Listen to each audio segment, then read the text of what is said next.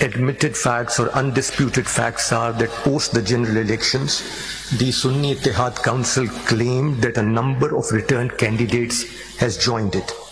The claim before the Election Commission of Pakistan, before the Peshawar High Court, Honorable Peshawar High Court under Article 199 of the Constitution, and before this Honorable Court under Article 185(3) of the Constitution, was by Sunni Ittihad Council and its chairman.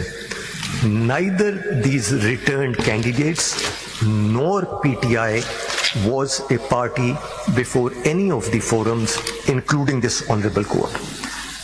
The 13-member bench unanimously, on this there is no dispute, dismissed the petition of SIC, the Sunni Ittihad Council, and its chairman. Another application was filed by Ms. Kamal Shahzab, and she wanted to be joined. Again, even the majority said that she is not a necessary party, and no relief was granted to her. So all those who were the petitioners who came to the court were denied the relief. And those who were not petitioners before the court were granted relief, and some of those who were not even respondents before the court were affected by the majority judgment of this Honorable Court. My Lord, in the second category are the duly... What is the fate of Kamal Shahzab application, sorry? My Lord, even the majority says that she is not a necessary party. What was her prayer in application? My Lord, her prayer was that, I'll just read out to your Lordship from the application. It is there, this is, my Lord, CMA 3554 of 2026, CMA 3554 of 2024. And in what capacity she filed this application? As? My Lord, if your Lordship sees the first page, I want to be absolutely accurate about it. And she was not before the Peshawar High Court. She says, no. She says that the petitioner is a political, paragraph 2, the petitioner is a political activist and former parliamentarian as well as President Women Wing of Pakistan Tehreek-e-Insaf, which is the largest political party in Pakistan. And if your Lordship may see the prayer clause to this application, if your Lordship wants to look in ladyship, paragraph 3 of the petition as well, where she points out,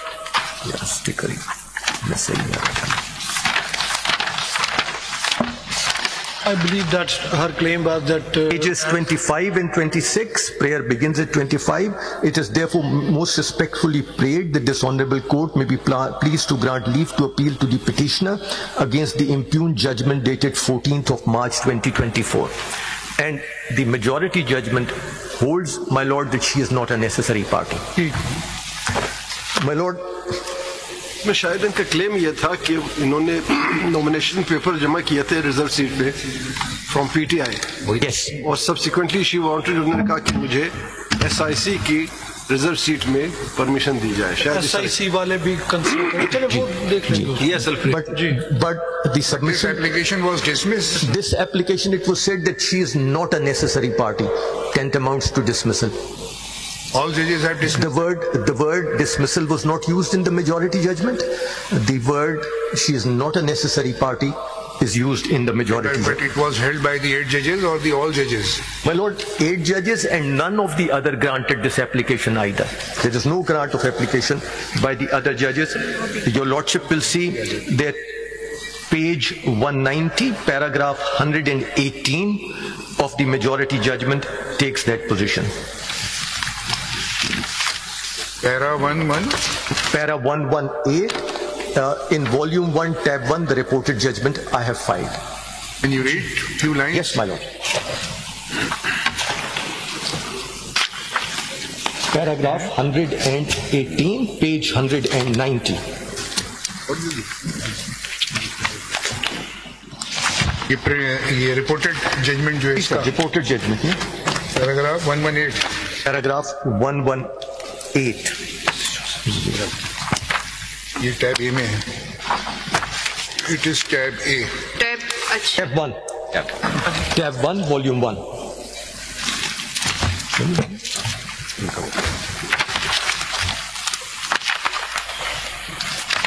page बताइए इधर. Page 190, para 118.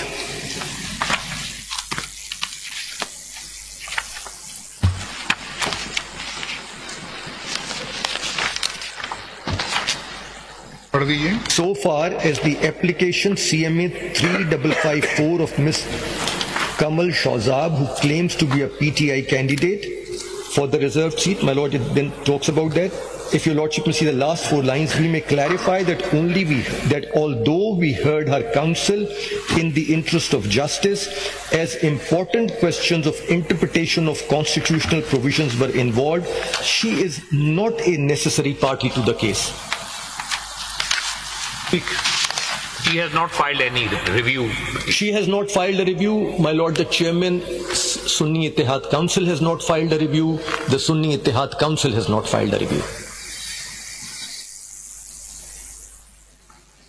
The second part was that as a result of what happened, the Election Commission of Pakistan had issued notifications declaring a number of candidates to have been elected on the reserved seats. Rightly or wrongly, that's another matter, that's for the review petition, but that's a fact. That notification was quashed in spite of the fact that all of those persons were not parties to before this honorable court.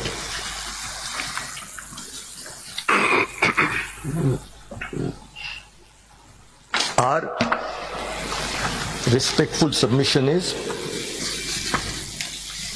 this is there in the short order, which is page 191, paragraph 3. The notification dated 13th of May 2024 was declared to be ultra vires.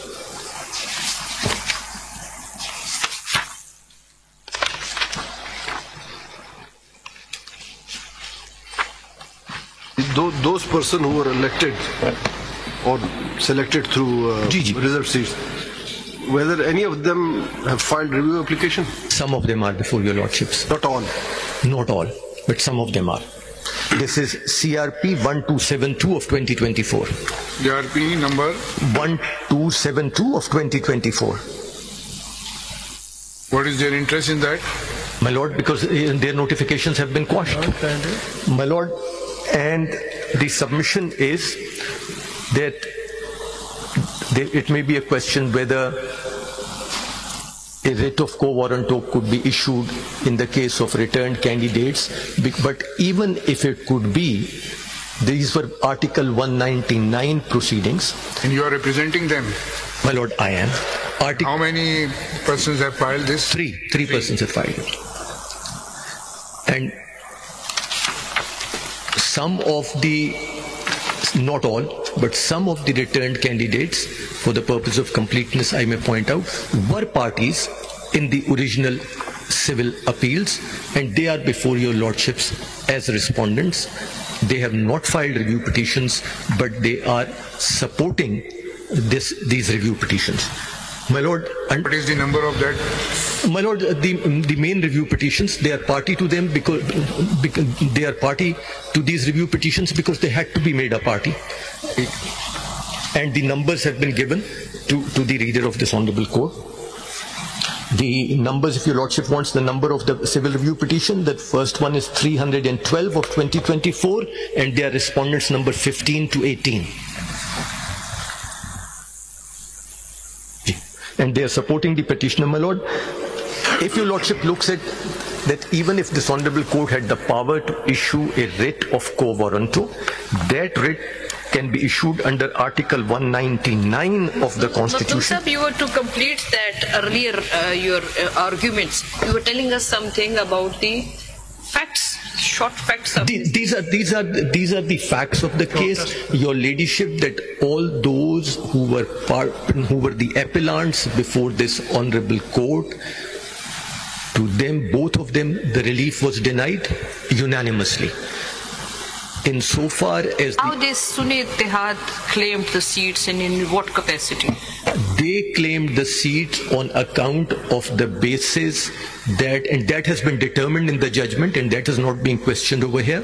They claimed the seats on account of the on the basis of their contention that post the general elections, a number of these candidates who were quote unquote independent candidates had joined the party within 3 days, and they were entitled to those seats. The majority as well as minority Sunni Ittihad, they contested election on their political back. No, they did not. No, they did not. That is the finding in the. So they themselves were, he or they were independent. These were election in the independent capacity. These candidates were independent candidates. After the general election, they joined the Sunni Ittihad Council. The Sunni Ittihad. So, Makhdum Sahab, ये Sunni Ittihad already थी? The Sunni Ittihad Council existed as a political party outside the parliament. Yes, at that time everyone was outside the parliament because election had not taken place. But sorry, Makhdum Sahab, ये जरा हमें मुझे particular, I'm sorry, मुझे इसके जरा चाहिए knowledge कुछ कि ऑलरेडी एक पॉलिटिकल पार्टी जो इलेक्शन जीत के अंदर जाएगी तो ये इंडिपेंडेंट के पास चॉइस होगी कि दे में select choose one of the political party of their choice जो लीडरशिप तो वो ऑलरेडी क्या सुन्नी इत्तेहाद अंदर थी किसी भी कैपेसिटी में no, the facts before this honorable court were that the Sunni Ittihad थी नहीं तो किस तरह join the Sunni These facts before this court were, and I go with the majority judgment, not in the minority judgments, the facts before the court were that the Sunni Ittihad Council did not contest the general elections on any political seat, even its chairman. That is, the appellant number 2 contested the elections as an independent candidate backed by various political parties, but he contested the elections as an independent candidate. The majority. Makhdoom साहब आप जरा पहले review पे आ जाए ये बातें तो उसके बाद होंगी कि हम आप review I feel obligated to answer the query. I just wanted to understand the point. Yes. So the point That's is only for my concern. Yeah, your ladyship, the point is dealt with in the majority judgment as well as in the minority judgment. They say, I think short brief is required because so many honorable members were not the members of the original bench. My lord. So at least for their own conscience. My lord, and may I explain? They need some यहाँ facts. Question वही कर रहे हैं जो already अपने view पे हम बता चुके हैं सब. Your ladyship, this is dealt with in the majority judgment. May I explain? These persons joined, these elected returned candidates joined Sunni Ittihad Council. Sunni Ittihad Council was a political party which had not contested the general elections, which had not secured any seat in the general elections. Even its chairman, the appellant number 2, had not contested the general elections on the seat of the Sunni Ittihad Council. And the court therefore unanimously ruled that under Article 51, read with Article 106 of the Constitution, these persons could not have joined the Sunni Ittihad Council, and the Sunni Ittihad Council was not entitled to any reserved seats. Sorry sir, थोड़ा सा correction कर दें. The independents were entitled, they can join Sunni Ittihad, but not for the purpose of reserved seats. Yes, sir, anyone can join any political party within 3 days. Makhdoom साहब, I'm sorry to cut you. जो party already election जीत के अंदर आई है क्या उसको join कर सकते हैं या बाहर जो बैठी है which has not contested any election and if I contest election in independent capacity और मैं अंदर आके पार्लियामेंट के अंदर जाके कहूँ कि मैं बाहर जो इलेक्शन में नई जीत के नहीं आई है तो मैं उसको ज्वाइन करती हूँ. All 13 members unanimously hold that they could not have so joined. This is a point dealt with, and Sunni Ittihad Council has not sought a review of that. This is a point dealt with unanimously. All 13 members. Sorry to say, सबने ये नहीं कहा. मैं थोड़ा सा distinction दे रहा हूँ इसलिए कि my judgement is somewhat different from that. मैंने इस हद तक कहा जब हम 2 मेंबर थे कि एनी कैंडिडेट जो इंडिपेंडेंट है वो किसी भी पार्टी, कोई पॉलिटिकल पार्टी जो कि रजिस्टर हो उसको ज्वाइन कर सकता है. लेकिन जहाँ तक सीट की बात है, ये रिजर्व सीट किसे मिलेंगी, हमने कहा उससे मिलेगी जिन्होंने इलेक्शन कंटेस्ट की. क्योंकि सुन्नी इत्तेहाद ने इलेक्शन कंटेस्ट नहीं किया था, ये कैंडिडेट शामिल हो सकते हैं उनमें, लेकिन सीट के हकदार नहीं होंगे, रिजर्व सीट के हकदार. माय लॉर्ड, और वो पार्टीज जिन्होंने इलेक्शन जीता, बेशक एक सीट जीती हो, तो उसमें अगर आजाद उम्मीदवार शामिल हो जाएंगे तो on the basis of that strength, तादाद उसमें शामिल होने के बाद फिर reserve seat. That's correct. Maybe I was not clear in my submission. My submission is that all 13 members of this honorable court held that a political party which had not contested the general elections and had not secured a single seat as a result of the general elections will not be entitled to reserved seats simply on the basis that independent candidates have joined it. And on that basis, all 13 members were unanimous in the dismissal of the 2 review petitions, of the 2 appeals filed by the Sunni Ittihad Council. So the submission. वो बाद में party जो parliament में पार्लिमानी party बना सकते हैं जी, लेकिन वो रिजर्व सीट के हकदार नहीं होंगे. My Lord, under Article 17, paragraph 2. The fundamental right is to join or form any political party. Makhdoom साहब, अब हमें ये बता दे, वो 13 मेंबर्स ने जो डिसाइड किया, लीव दैट असाइड, हमें इतना बता दे कि मैं जानना चाहती हूँ कि जो पार्टी कोई इलेक्शन कंटेस्ट करके अंदर जाएगी एज अ पॉलिटिकल पार्टी, तो जो इंडिपेंडेंट कंटेस्ट करके आएंगे तो उनके पास फिर चॉइस होगी. जो अंदर पॉलिटिकल पार्टीज मौजूद हैं, जीत कर आई, उनमें से किसी को ज्वाइन कर, ना कि वो जो पॉलिटिकल पार्टी तो है लेकिन उन्होंने इलेक्शन ही नहीं किया, वो अंदर असेंबली में आए नहीं है, तो वो किस तरह उस पार्टी को ज्वाइन करे. That is correct. That is the correct view of the law, and that is the view of the law which has been enunciated by the 13 members of this honorable court unanimously, that they may join anyone, but they will not be entitled to reserved seats on the basis of such a joinder. That's the submission. Now, sir, in terms on the second part, your ladyship, in terms of the notification having been quashed, which is paragraph 3 on page 191 of the majority judgment's short order, the submission is that a writ of quo warranto could have been issued under Article 199 of the Constitution. And if your lordship and your ships and your ladyship may graciously look at that, under Article 199, paragraph 1, subparagraph B, Roman 2, when issuing a writ of quo warranto, the court is required that requiring a person within the territorial jurisdiction of the court holding or purporting to hold a public office to show under what authority of law he claims to hold that office. That's the writ of quo warranto. So the first requirement is requiring a person within the territorial jurisdiction to show under what capacity he holds that office. So such a notice had to be issued.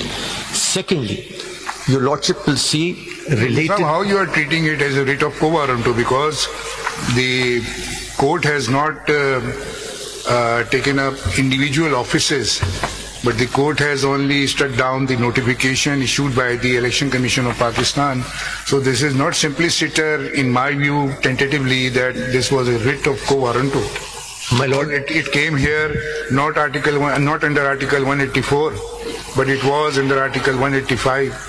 Challenging the judgment of the Peshawar High Court. Absolutely correct, my lord, and that is the submission, that there was Peshawar High Court, even if your Lordship takes it as a view that it was a 185 matter, I was only pointing out that had they gone to the Peshawar High Court or come to this Honorable Court under 185(3), the requirement of 199 have not been met. But even more importantly, we have Article 225 of the Constitution. Because the order was, ECP was under challenge, not the individual offices. Yes, my lord. But if the consequence of that is that somebody whose notification has been issued as a returned candidate, that notification is quashed, it cannot be said that that person is not affected. My lord, moving away from the niceties, even if your lordship treats it... persons may have been affected. I am just distinguishing the feature between the normal writ and the writ of quorum. My lord, if your lordship treats it, for an example, for an argument, treat it as a writ under 199 as a certiorari, quashment of notification. A person who is directly and materially affected by the quashment of the notification is at least entitled to a hearing before this Honorable Court and a notice from this Honorable Court. Thirdly, my lord, the submission is that the Constitution clearly provides under Article 225 that no election can be called in question except through an election petition. Your lordship is well aware of that. It's Article 225. 225. And the result of the quashment of this notification was that their elections were undone. This, your lordship, will have to another article which is relevant, and I just refer to it over here and move on, is Article 175, paragraph 2 of the Constitution, which says that no court shall have a jurisdiction save as it vested in it by law or the Constitution. Your lordship will find in the majority judgment that none of these three articles find any reference. How Article 225 attracts in this case? My lord, because even if although the notification has been struck down, the result of the notification was that a number of persons stood elected to the offices on this reserved seat, and their election was being undone, so the election was being called in question. That election, once the notification is quashed, declaring them as returned candidates, their election is undone. And that is why 225 is relevant. But Article 225 will come when there is a proper election. This is a reserve seat. You have to submit the nomination for the reserve seat, that your contestants of the reserve seat are there. So the seats may be allocated proportionality के साथ, जो proportional representation system mention है इसके अंदर. So Article 225 में reserve seat का तो कोई judgment ही नहीं है. There is no judgment of election tribunal for that. My lord, yes, the nomination papers for reserved seats are filed in the same way as nomination papers for the general seats. They are scrutinized in the same way. Where the nomination papers are rejected or accepted, the challenges to them before the election tribunals are made in the same way. And post-election, if it is found that a candidate has been wrongly elected, a challenge is made before the election tribunal in the same way. Between the candidates who allegedly deprive of the seat, between the candidates, he can or he can challenge. Yes, in this case, the reserve seat notification has been struck down. So we just want clarity whether Article 225 in that regard is applicable, because what do you mean to say that the notification should have been challenged before the election tribunal when there was no case like that? That is my submission, and I'll deal with it in greater detail. I'm just outlining these at the moment. That is the submission. I'll come to it in greater detail later with your lordship's leave and permission. And if this was the case, then at very initial stage when five members bench was hearing this case in the Peshawar High Court, they could have non-suited on this technical ground that you have approached the wrong court. You have to approach to the tribunal for that reason. My lord, their petitions were dismissed. This point was specifically not there, but these petitions were dismissed. If your arguments are accepted, then the Peshawar High Court had no jurisdiction. Then the petition should have been dismissed instead of deciding it on merits. My lord, Peshawar High Court, the judgment of the Peshawar High Court will not be in field. Peshawar High Court dismissed the petition in any whether any this objection was raised by any forum Your ladyship, the jurisdiction of the Peshawar High Court. Your ladyship, not in so many words, but conceded to the jurisdiction of Peshawar High Court. And the reason why this was not the case before the Peshawar High Court also is that at that time this notification of 13th of May 2024 was not in the field. The notification came in the field during the pendency of the matters before this honorable court, and therefore when this honorable court, so the question of to the jurisdiction of the Peshawar High Court would not arise when it came before this honorable court. And now I move on to the main facts of the case. This was not an issue which was considered in the majority judgment one way or the other. Likewise, Article 175, paragraph 2 is only considered in the minority opinion of my lord, the senior member of the bench, and my lord, Mr. Justice Naeem Afghan. It is not considered in the majority judgment at all as to what are the consequences of a correct interpretation of Article 175(2) of the Constitution. My lord, turning to the judgment itself, insofar as review petition is concerned, I am not going to spend a lot of time to state before your lordship as to what are the parameters or scope of the review jurisdiction. That is well established in a number of judgments of this honorable court, that when there is a departure from material facts without adverting to a provision of law or a departure from such a provision of the Constitution or the construction of the Constitution, not just interpretation, because the majority makes a distinction between interpretation of the Constitution and construction of the Constitution. The Supreme Court says this will be an error apparent on the face of the record and it will be interfered with. My lord, the judgment is Pakistan versus Fekto Belarus, PLD 2002, Supreme Court 208. The relevant page is 216. The relevant paragraph is paragraph 12. It is at tab 1, volume 2 of your lordship's bundle. I am not reading it, I am just identifying it. My lord, the same view has been expressed in the judgment reported as Justice Qazi Faiz Isa versus President of Pakistan, PLD 2022, Supreme Court 119 at 170B and 171, paragraph 48, page 178, para 2. And my lord, I read from paragraph 48 only a few words. The principle is clear. I need not detain your lordship to open the book. It is in volume 2, tab 6. The relevant portion is highlighted.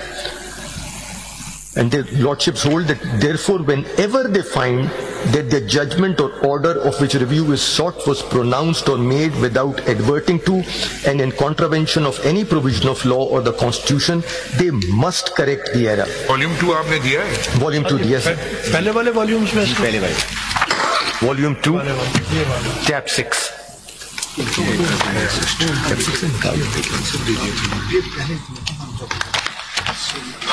Page 48 at page 171, paragraph 48. Volume 2 लिखा हुआ है इसमें. जी sir, Volume 2 लिखा हुआ है, बिल्कुल. Tab 6, page 171.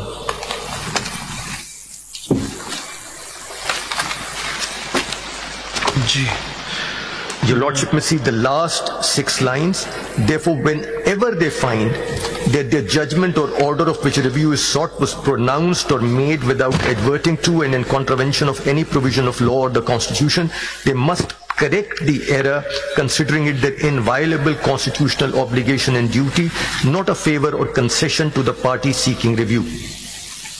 If the author judge or the majority members consider that still they are correct, then what will happen? My lord, अगर जो जजेस कोई भी जजमेंट अगर किसी ने लिखी हो, ऑथर जज हो, उस जजमेंट की रिव्यू किसी ने सीख की हो, वो जजेस जिन्होंने एक जज हो या 3 हो या 5 हो या 8 हो, जितने भी, वो स्टिल कहें कि नहीं जनाब हमारी जजमेंट तो बिल्कुल आइन और कानून के मुताबिक है. तो Sir, if the matter is taken up in review and if the members of the bench come to the view that this judgment is clearly in accordance with the Constitution, then the review petitions have to be dismissed and there is no third review. So that's the settled law. My Lord, the other case which I may refer to is the case of Supreme Court Bar Association versus Federation of Pakistan, PLD 2024,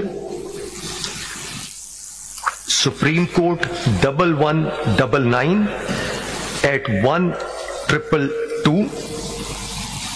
The relevant paragraphs are paragraphs 43 and 44. This is volume 1 tab 3, and my lord, 3 of the members of the bench, my lord, the senior member of the bench, my lord Mrs. Mandu Khail and my lord Mrs. Naeem Afghan were a party to this decision. In paragraph 43, the principles of review are stated that it must be based on constitutional. We were not party. My lord? You were not party to the petition. My lord, you were a member of the bench. Members of the bench. You were a member of the bench in the review jurisdiction.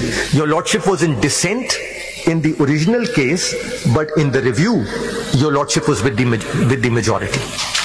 The 63A was decided 3-2. Your lordship. Majority agreed with me. Yes, your lordship was in a minority and in dissent over there, and that judgment, my lord, is reported as PLD 2023, Supreme Court 42 at 171. Your lordship's view is there. That is your lordship's view as a dissenting judge. Your lordship and my lord Mr. Justice Mia Khail were in dissent. Your lordship in the review jurisdiction, the one which I just cited, which is at volume 1 tab 3, all your lordships were of the same view that where an error has been made or where the constitutional provisions have been ignored or matter has been decided on personal likes and dislikes or moralisms, as the word used by your lordship, then a review will lie. My lord, insofar as your lordship's dissenting opinion in the judgment reported as PLD 2023 Supreme Court 42 at pages 171 and 173 is concerned, your lordship stated the principles which eventually found acceptance in the overturning of the majority judgment in the review case. This judgment also is there in volume 1 tab 6. The review judgment was volume 1 tab 3. This is tab 6. And where your lordship says that where the provisions of the Constitution are clear, precise and free from ambiguity, this is paragraph 14, there is no need to interpret it in a manner to change its plenary and normal meaning.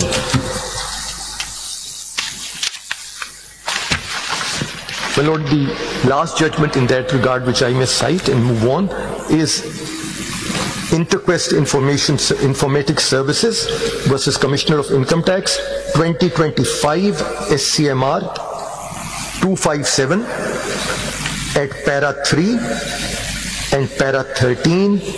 This is, my lord, in volume 2 of your lordship's bundle at tab 9, where your lordships have held that the scope of the review includes judgment passed on an erroneous assumption of material facts or by overlooking a material question of fact or law or an important aspect of the matter which, if noticed and considered earlier, would have direct bearing on the conclusion reached by the court. This is paragraph 3 of the judgment. Well, this was on the scope of the review jurisdiction. On merits, I focus on the majority judgment because that's the order of the court, that's the order which is under review before this honorable court. If your lordship takes a look at page 139 of the reported judgment, paragraph 13. This is volume 1, tab 1 of your Lordship's bundle. If your Lordship may see page 139, para 13.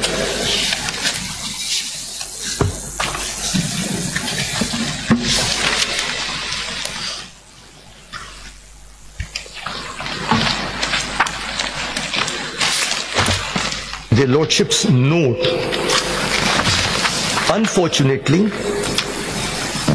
the above legal position regarding the nature of election disputes and the responsibility of courts was not brought to the notice of the bench by the learned counsel for the parties while making their arguments. However, 11 members of the bench, being themselves aware of the legal position, proceeded to inquire into the facts and points of law that were not presented before the court below, that is the Peshawar High Court. So their Lordships are saying over here clearly that several legal points or this legal position was not before the Peshawar High Court. This was not argued by the parties, that it was taken note of by the court itself. The submission is that this was never put to the council as stated over here. This was taken note of. The judgment was based on it. This was, my lord, adversarial litigation under Article 185(3). And if a point or a matter was not before the Peshawar High Court, if it was to be taken on record, the parties needed to be put on notice. The court also recognizes, and that's the next point, that several of the parties were not before the court. My lord, your Lordship may see in this judgment at page 142, paragraphs 19 and 20. कौन से tab में है? This is tab 1, the same tab, my lord. The majority, tab 1, page 142.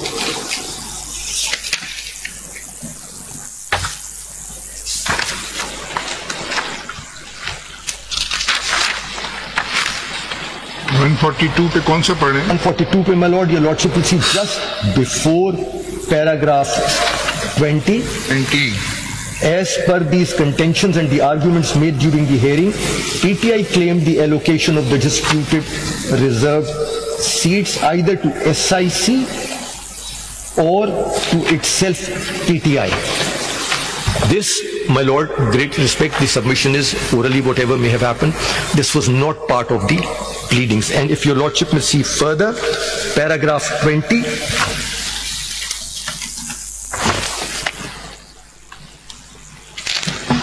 It may also be pertinent to mention here, in the course of the argument, the learned counsel for SIC also attempted to explain the above circumstances under which the returned candidates, who according to him were PTI candidates, joined SIC.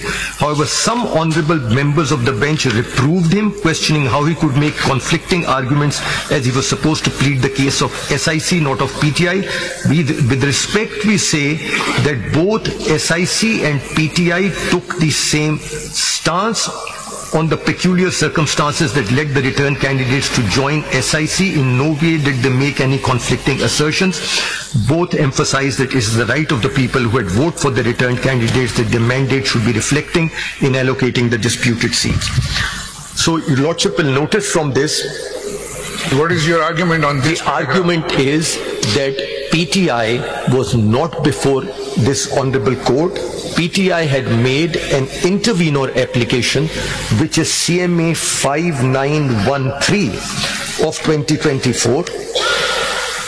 5913 of 2024, and the prayer in the intervenor application was that in view of the facts and circumstances explained above, the petitioner's name above may kindly be allowed to assist this august court.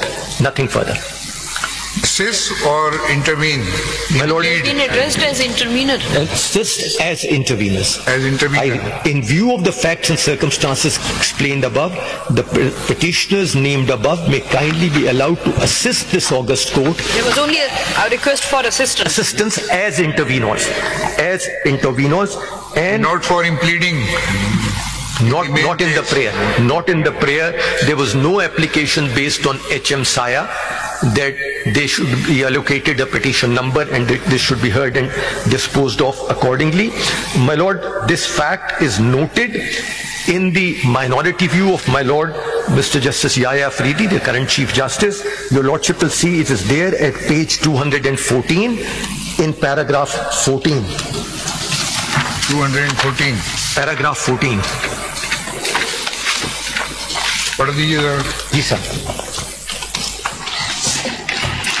Paragraph 14 of the impugned judgment. Impugned judgment. This is the minority view of my Lord, Mr. Justice Yahya Afridi, now the Chief Justice of Pakistan. The heading on page 214 is Pakistan Tehreek-e-Insaf. PTI, a registered political party, fielded its candidates for seats in the National Assembly and Provincial Assemblies in the general elections, but none was allowed or recognized by ECP to contest elections and for the general or reserved seats as the candidate of PTI. And yet, for reasons not known, the matter has not been agitated by PTI before this court. In fact, at the very end of the proceedings of the present appeals that spanned over a month with 8 long hearings commencing from 3rd June 2024 to 12th June 2024, to be precise on 26 June 2024, an application CMA 5913 of 2024 was filed by PTI and Barrister Gohar Ali Khan for their impleadment as interveners, and that too to assist this court in the present appeals. Interestingly, there was no specific prayer for a definite declaration in favor of PTI for allotment of reserved seats for women and non-Muslims. Abdul साहब, एक बात ये बताएं कि ये जो PTI थी या जो इंडिपेंडेंट कैंडिडेट्स थे, इन्होंने इलेक्शन कमीशन का नोटिफिकेशन चैलेंज करा इलेक्शन कमीशन के सामने या पेशावर हाई कोर्ट के सामने? जो इंडिविजुअल इंडिपेंडेंट कैंडिडेट्स थे, इन्होंने कहीं चैलेंज करा ये? No sir. कि हम SIC के बैक थे या हम PTI के बैक थे? Sir, they joined SIC and this Honorable Court's majority judgment says that SIC speaks for them. It doesn't say that they are petitioners before the court. They say before the ECP, the Peshawar High Court, and before this court, there was an admitted position that I think 80 candidates have joined the SIC. Yes, ma'am. No one disputed this fact. No. Not even before this court, even the High Court before, not even the Election Commission. SIC, my lord, claimed the seats on that basis that these persons had joined SIC and therefore they should be given a proportionate share according to the principle of proportional representation in the reserved seats for non-Muslims and women. On the strength of those, on the strength of those persons. And the list started on that basis. That yes. Admittedly, the 80 persons have joined the SIC and they claim. But technically or under the constitution, they were not able to show that they are entitled for the... My lord, the prayer before the Peshawar High Court... लेकिन साहब ये SIC तो election जीत के तो नहीं गई थी on their own political platform. वो तो established fact है कि ये सिर्फ इंडिपेंडेंट्स ने उनको ज्वाइन किया था और वो बात मैं भी आपको दिखा. इंडिपेंडेंट को कैसे ज्वाइन कर सकते थे?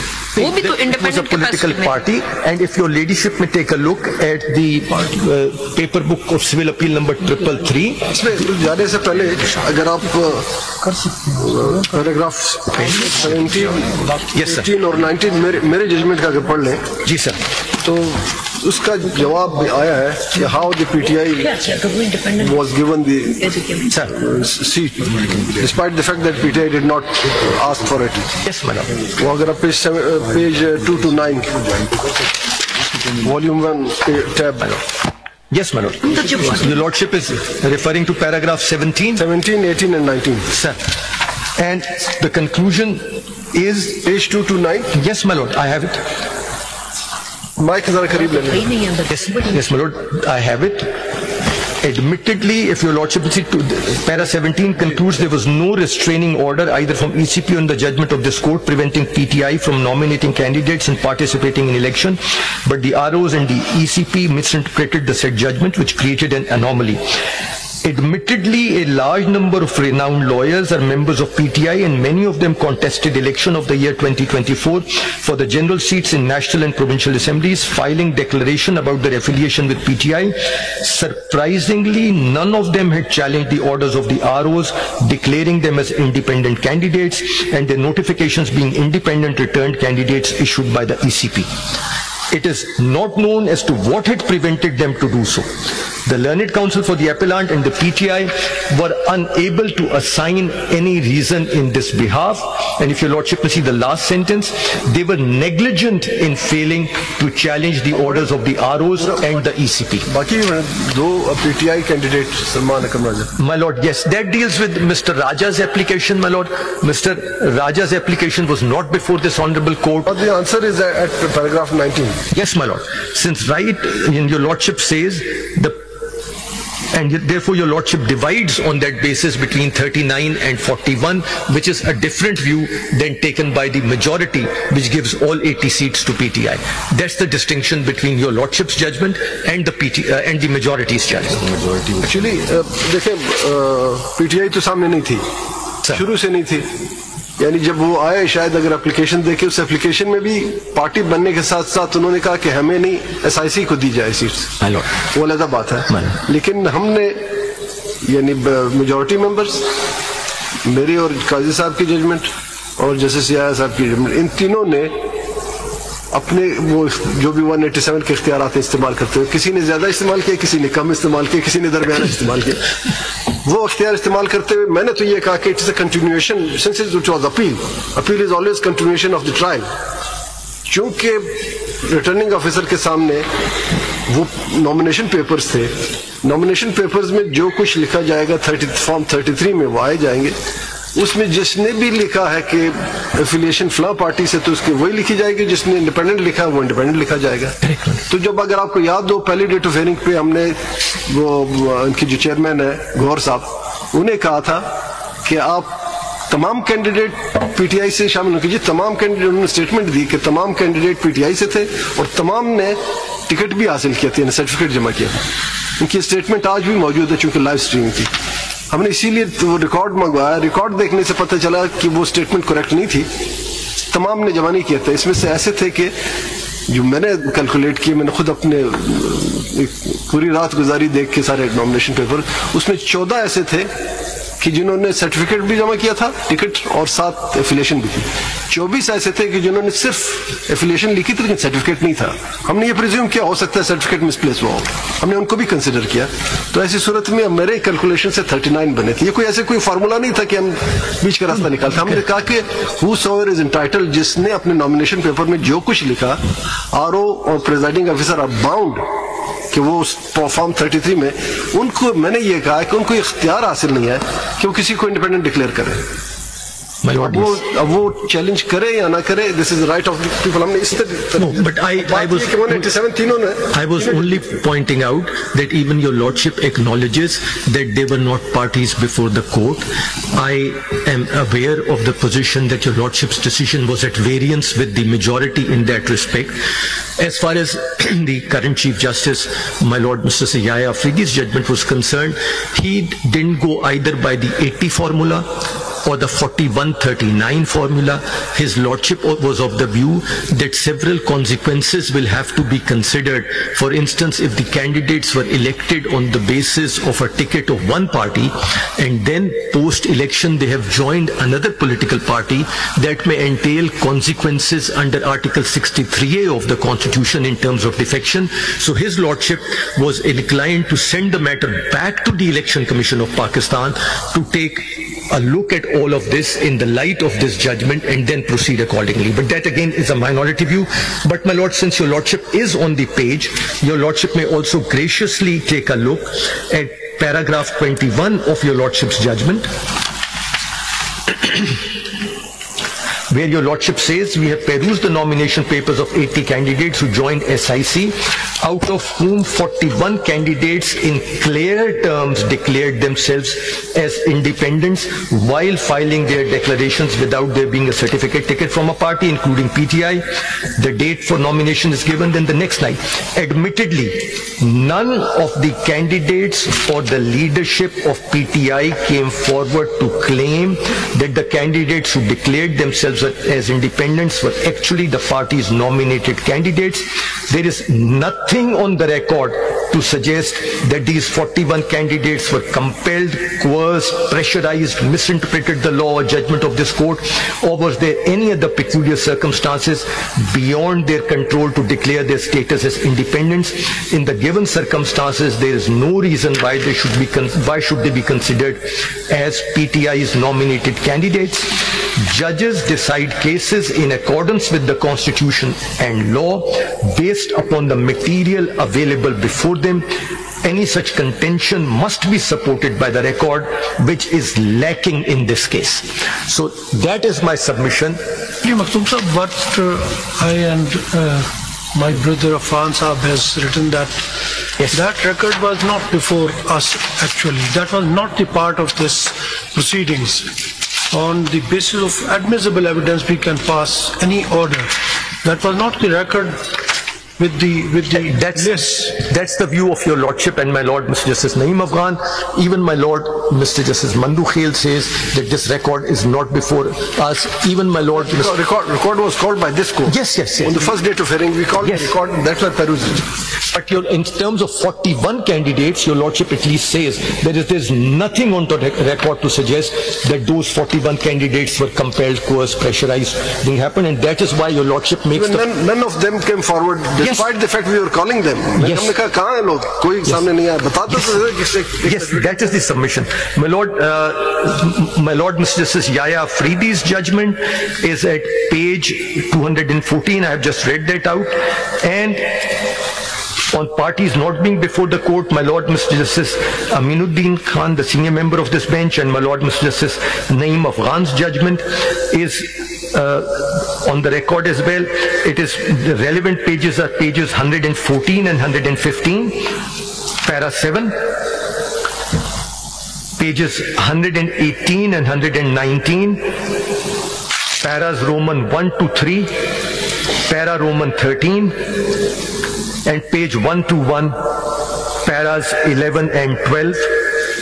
And last, my lord, also page 120, para 9. All this honorable court, these two learned judges of this honorable court who are on the bench today as well, hold that the parties were not before this court, my lord, and the record was not before this court. My lord Mr. Justice Yahya Afridi at page 216, sideline W, goes to say, as far as to say that if we go down this road, this would create a dangerous precedent.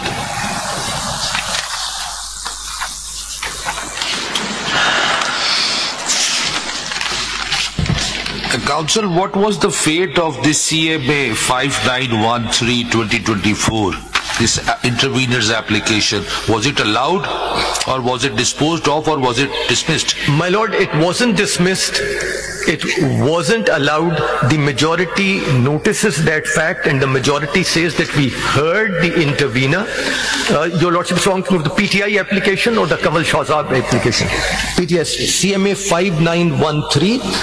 This was not dismissed or disposed of, but it was referred to. It was referred to in the majority judgment. Same application filed by Mr. Gohar. Yes, this was referred to. एक ही application है ना? जी. 5913 was referred to in the majority judgment. I'll take your lordship there in a minute and how the learned bench deals with it.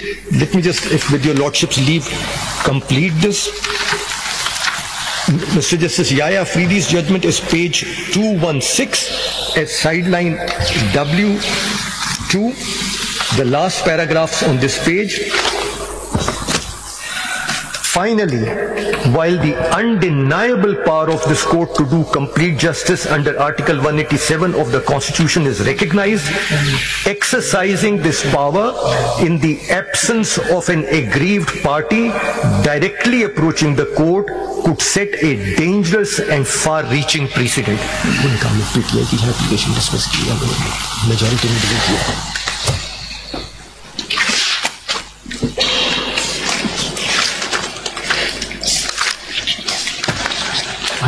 Deal किया है, deal तो 141 से शुरू होगा, 141 eventually कहाँ डील किया।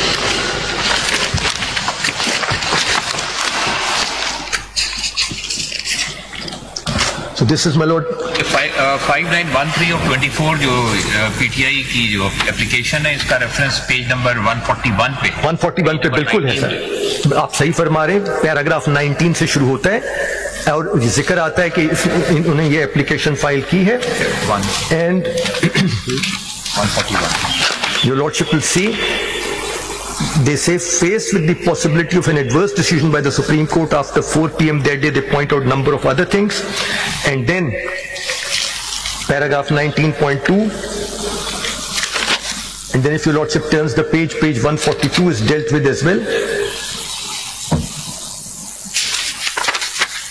It is mentioned over here. There is no mention that this application was granted or any number was assigned to them or a petition was there. And they say they have heard. So वैसे एक ये fact is that Barrister Gauhar Ali Khan appeared on the date of leave granting on behalf of Sunni Ittehad Council on 6th of May 24. He was the counsel for Sunni Ittehad Council. Yes, my lord. Faisal Siddiqui, and second is Barrister Gauhar Ali Khan. Manakam Raja, Samir. It is so recorded in the order of 6th of May 2024. में 4 question of law frame किए गए थे, page number 142 पे वो reproduce करे गए हैं। जी sir, main judgement में। जी सर, बिल्कुल। Page number para number 21। They are, your lordship is right. What is the consequences of declaring a political party ineligible to obtain an election symbol? Then can a candidate nominated by a political party ineligible to obtain an election symbol? इसके बाद ये 3 और 4 important हैं इसमें, इसके जो questions हैं। My lord, I turn to these in a moment to point out to your lordship. If your lordship may see page 190, paragraph 117 of the judgment.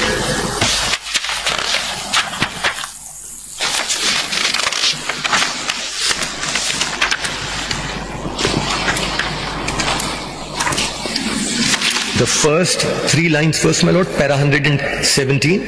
Lastly, we want to say a few words to clarify. The heading is PTI is before the court. Lastly, we want to say a few words to clarify that PTI, which has been granted relief in the present case, is before us with an application for its impleadment as a party to the case. If your lordship will then see towards the middle of the paragraph, after having discussed this, the honorable majority finds that the procedural formality of first accepting PTI's application and then granting it the relief does not carry much weight, where the court's concern is the protection of the right of vote of the people, the electorate guaranteed under Article 17(2) and 19 of the Constitution, more than the right of any political party, whether it be SIC or PTI or any other party. Then, my lord, the last 5 lines, while doing complete justice in the exercise of its general power under Article 187 of the Constitution, this court is not handicapped by any technicality or rule of practice or procedure, nor is the exercise of this power by the court dependent on an application by a party. So that's the finding on PTI's application. My lord, turning to the questions identified by lordship. Now, the third line of para 117, my lord, which says that before us with an application for its impleadment as a party. Yes, my lord. Is it correct? Is this observation correct? My Lord, it was an intervener's application. That application was just there, filed by PTI, just so as to assist the court. My Lord, in terms of Order 1, Rule 10 of CPC, there are two categories of parties: a necessary party or a proper party, and both these terms, they have different meanings. Yes, my Lord. But this intervener's application, you'll have to satisfy us or them at the relevant time what this term intervener means. My Lord, this is what your Lordship is... And under the law, if a party is not to the list, can relief be given to it? That is the submission which I am making, my Lord. And your Lordship will recall, just a short while ago, I had read out the prayer, that the prayer was, and which has been reproduced by my Lord the Chief Justice, Mr. Justice Yahya Afridi, who was a member of the bench at that time, where he says that this is not an application for impleadment. Yes, this is not an application. On the face of it, it's not an application. And he says that this is an application. I totally agree with him. Yet the petitioner's name above may kindly be allowed to assist this honorable court, August court, as intervenors. They don't say that they should be impleaded as an appellant or as a respondent and that they are entitled to relief. They don't. That means the term impleadment in para number 117, the third line of para, that is the record. That is the submission that these are matters which are extraneous to the record, and that there was no such application on the record of this honorable court, and that is why the Honorable Chief Justice,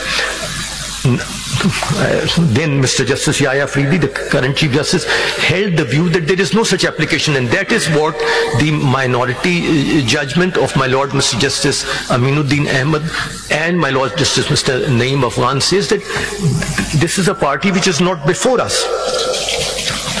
My Lord, basically the conduct of proceedings of the election authorities say that returning officer or the presiding officer was under scrutiny before us. Sir, that's correct. The proceedings जो उन्होंने कार्रवाई की थी, हमने तो ये देखना था कि वो जो इनिशियल प्रोसीडिंग्स है कि उन्होंने लिस्ट बनानी है कितने लोग किस पार्टी से हैं, उस कैलकुलेशन पर वो प्रेसिडिंग ऑफिसर का तो कोई इख्तियार ही नहीं है कि किसी को चेंज कर दे. जो कुछ उसने अपने नॉमिनेशन पेपर में लिखा उसके मुताबिक,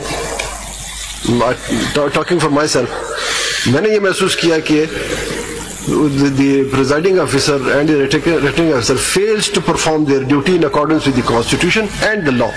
So continuation of appeal को trial को समझते हुए my lord उसमें गए, irrespective of the fact that anybody was party or not, whether the election commission conducted its duty in accordance with law or not, this was whether the Supreme Court shut its eye or not. My lord, my submission is, as your lordship notices in your lordship's own judgment, that these candidates could have come to the court, PTI could have come to the court, neither of them came to the court. Your lordship concludes, not my words, that they were negligent in this respect. Those were your lordship's words, and your lordship says that at best from the record what your lordship could find was a 41-39 division. So there your lordship parts ways with the majority and says that insofar as part of it is concerned, there is no record at all. Even the record as examined in this court by your lordship, even if it could be regarded as evidence, could take your lordship only this far and no further. आगे भी हमने लिखा था, however हमने कहा था, since they are representing the people, therefore the people cannot be disfranchised. इसलिए ये जिम्मेदारी उनकी थी. Suppose एक presiding officer या returning officer अपनी जिम्मेदारी अदा करते हुए वो किसी को डिसफ्रेंचाइज कर सकते इसलिए कि मेरे सामने कोई नहीं आया. क्या उसकी जिम्मेदारी ये नहीं थी कि जो रिकॉर्ड के मुताबिक और जो कानून कहते हैं चले उसके मुताबिक फॉर्म 33 तैयार करें, जैसे भी हो उसके मुताबिक चल, कोई हो सामने कोई ना हो. तो हमने तो उससे knowledge. My lord, I just go back to paragraph 18 of your lordship's judgment. Your lordships note that. My lord, then the majority proceeded on that basis, not your lordship, my lord, Mrs. Mandufel, but the majority proceeded on the basis that election disputes are not between candidates, and that is a finding on page 135, paragraphs 8 and 9, and the entire constituency is affected. That is the finding on page 135 and page 137, and therefore they said that the court could take notice and move on. And this is a note of Justice Qazi Faiza, and my note is at page. My lord, I was referring to page 135 and 137 of the majority judgment. Majority judgment, page 135, paragraphs 8 and 9, where the Lordship says that this dispute cannot be treated as similar to other civil disputes. And paragraph 9, that analogizing an election petition to a civil suit is rejected in paragraph 9, page 135. And the reliance, my lord, besides referring to Indian judgments, all the Indian judgments arose out of election appeals. Then there are two judgments referred to on page 137. They are the judgments from the Lahore High Court. They are division bench judgments. These judgments arose out of the orders of election tribunals in local bodies cases. And the court in one case interfered and in the other it did not with the decision of the election tribunal, but in neither case was this a 199 matter arising straight before the court. It had gone through the process of an election dispute raised by a contesting candidate. How could these two cases be used as a basis then to proceed and say that election disputes are not disputes between the parties at all, and they are disputes raised by the constituency as such? And then their lordship say at page 138, paragraph 11, and your lordship will recall, I don't need to remind your lordship that this is this was not a 184(3) case. The lordship says that since election cases are a species of collective or public interest litigation, the proceedings therefore are inquisitorial in nature. Instead of adversarial, they take the view that these are inquisitorial in nature. My lord, except for those two Lahore High Court judgments, no judgment is cited from our jurisprudence to this effect under 199 on 185(3), and the Lahore High Court judgments, as I said, arose out of election disputes before election tribunals held in the matter of local bodies. 185 में 185(3) में कोई limit है supreme court के jurisdiction कि आप इस हद तक जा सकते हैं, इससे आगे नहीं जा सकते? My lord, I would say that the essential distinction between 184(3) and 185(3) is that in 185(3) the matter reaches your lordship through an order passed by the Honorable High Court in constitutional matters under Article 199 of the Constitution. The limits of Article 199 will define the limits of your lordship's jurisdiction under Article 185(3), because your lordships are exercising appellate power, not an original power under Article 185(3). That's the... आप क्या कहते हैं 26th Constitutional Amendment 191A Clause 3? Any matter decided by High Court which involves constitutional provisions, that can be looked into by the Constitutional Court while exercising Article 184(3). My lord, 185(3) में आएगा ना वो? लेकिन इख्तियारात तो वही होंगे ना 184(3). My lord, 184(3) is your lordship doesn't have to look at, for instance, that the application must be by an aggrieved party. Your lordship doesn't have, so the concept of standing is not applied in that rigor. Your lordship doesn't have to always look at whether there is an adequate alternative remedy or not. That bar is not applied either. So, not bar or that process for regulating the jurisdictions. So,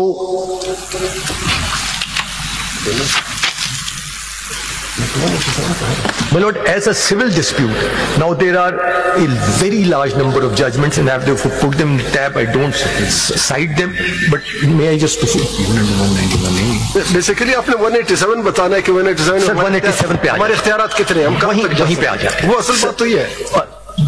Just let me say one sentence, then I turn to 187.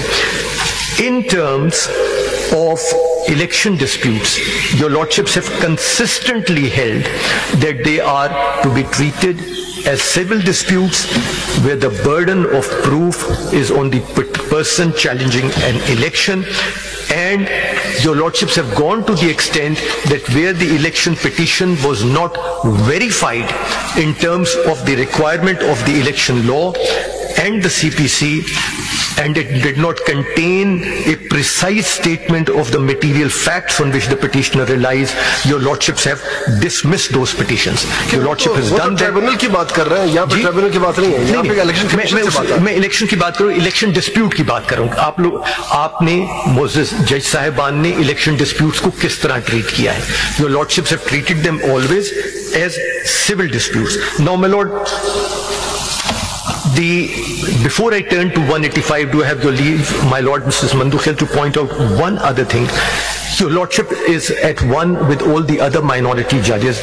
The majority, when it went to part of the candidates, laid down a procedure. And they said that these candidates were being given 15 days time to join a political party, and then that party could submit that certificate. That Makhdoom साहब, यहाँ पे मुझे जरा understand करने में problem बन रहा है जी, क्योंकि मैंने देखा नहीं है प्रॉपर्ली इसको। कौन सी पॉलिटिकल पार्टी जो पार्लियामेंट के अंदर मौजूद है या बाहर है? No, the majority judgment was judgment नहीं, लॉ की बात बताएं जी, लॉ की बात बताएं। लॉ में तो only a political party which is in parliament and all 13 members say that all 13 लेकिन ये सुन्नी इत्तेहाद जो है वो उनके I don't know how many members they have in the assembly, probably there is one. They did not have Hamid Raza, they did not have I know कि वो independent लड़े थे और वो उनका फॉर्म देखे तो उसमें भी उन्होंने सुन्नी इत्तेहाद का क्लियर जिक्र नहीं किया। that is वो why किस पार्टी से वो नजरियाती कभी बता रहे हैं, कभी पीटीआई का बता रहे हैं। that is why the 13 members unanimously take the view that the SIC petition could not be granted because none of these candidates on reserved seats could be allocated to them. On what ground these seats were allocated to PTI? Because there was no application for the implementation. That is the submission. Insofar as SIC is concerned, I may not take your ladyship to the minority judgment, but may I take your ladyship to the majority judgment on page 171. 171. Para जरा हमें बता। Para 74. 74.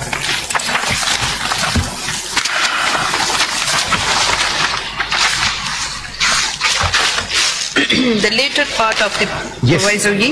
Yes, your ladyship, the last 7 lines, it thus inevitably follows that for the purposes of paragraph D of Article 51(6) and within the scope of the proviso, the independent returned candidates or candidates may duly join or be allowed to join only such a political party that has one or more general seats through its nominated candidates in the National Assembly from the province concerned. This is the majority finding. If your ladyship also turns to paragraph 80 on page 173, since SIC has not contested for and won one or more general seats in the National Assembly from the provinces concerned or from anywhere in the country, it is not such a political party to which any of the independent returned candidates can join for the purposes of paragraph D and E of Article 51, paragraph 6 of the Constitution. Therefore, the act of joining... Let me stop here. Yes. यहाँ point तक पहुँचने से पहले these independent candidates, did they join that? They had joined that. That was the... वो open joining दे चुके थे कि हम we are with... They had within 3 days of the general election and them being notified, they have joined the Sunni Ittihad Council, and the Sunni Ittihad Council had then gone to the Election Commission of Pakistan to say that they should be allocated or allowed to be elected as their members from Muslims, non-Muslims and women on the basis of these seats. And then फिर supreme court ने अपने फैसले में कहा कि नहीं, आप वापस आओ, you are a political party और आप what the Supreme Court holds in the short order, and the short order is at begins from page 191.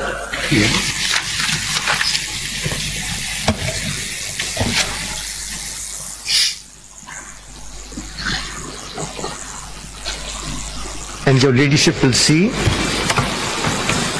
paragraph 8 at page 192. That was like a suo motu notice was taken. ऐसा कुछ हुआ. Almost. 187 is the reliance, and that's why I'll turn to 187.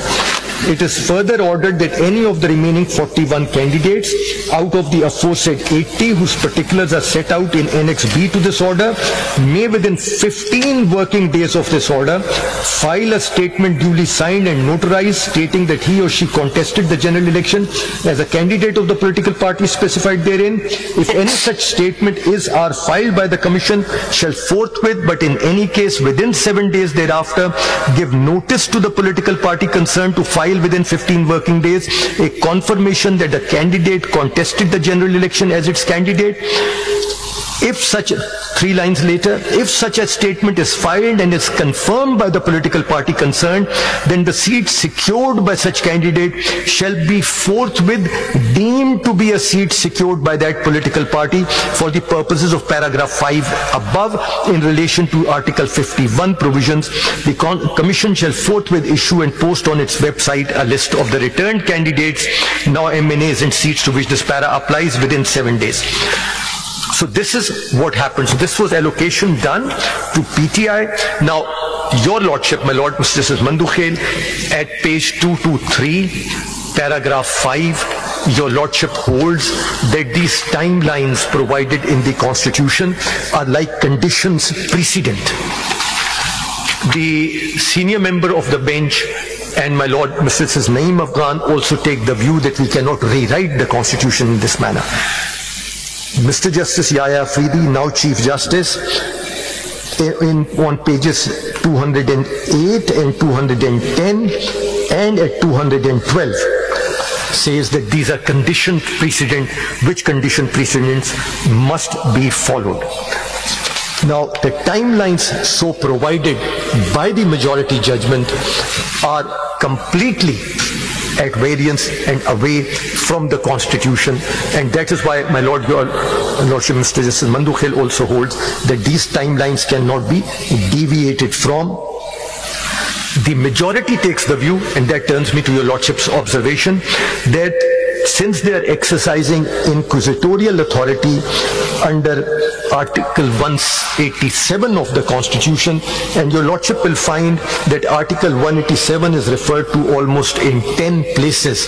I'll give a list by the majority, and on that basis, invoking Article 187 and their power to do complete justice, and invoking the doctrine of constitutional fidelity, their lordships quash the notifications, allocate these seats to the 80, on the basis of these 80 members, and change the timelines provided in the Constitution itself, which clearly stated what was the period allowed over there.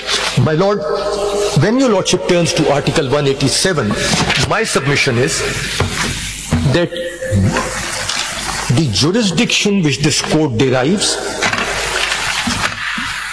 in view of Article 175, sub-article 2 of the Constitution, the jurisdiction of the court is provided for under Article 184, 185, 186, which is the advisory jurisdiction, 186A now, the jurisdiction to transfer cases, and 188, the review jurisdiction. These are the jurisdictional provisions of this Honorable Court, where the jurisdiction is vested in this Honorable Court to decide or determine a list. 184, 185, 186 and 186A and 188. In 187, if your lordship takes a look, that is not a jurisdictional provision. 187 is a procedural provision which enables this honorable court to do complete justice in a list pending before it. Your lordship, you see the language. Supreme Court shall have power to issue such directions, orders or decrees as may be necessary for doing complete justice in any case or matter pending before it. So the case or matter has to come to this honorable court under Articles 184 to 186A or 188 of the review jurisdiction, or now 191A of the Constitution. इसमें वो ऐसी बात नहीं है कि जैसे CPC में है in respect of same subject matter between same parties. The same parties is not mentioned in it. That's in true. in respect of subject matter or a list pending before. My lord, one of the principles of adversarial jurisdiction as opposed to inquisitorial jurisdiction under 184(3) is that for 185 your lordships need to have a case and a controversy before it. Quite often your lordship sends the case back to the High Court or to a particular body saying, this issue has not been determined. We are sitting over here in an appellate jurisdiction. We would like to be educated by the findings of the High Court in that respect, and the High Court may therefore decide this matter, and then the matter should come to us. So that's the line which is drawn between 184(3) and 185, and 187 allows your lordship at times to overcome procedural technicalities and difficulties and decide a matter under 187. It does not, this is the Supreme Court, it can do whatever it wants, but may I say that it does not confer jurisdiction on this honorable court to decide the dispute of a party which is not before it, either for or against. In a dispute which is pending, at times it can mold the relief and give more to one of the contesting parties. That power is there. Both parties are before this honorable court. This honorable court can mold the relief.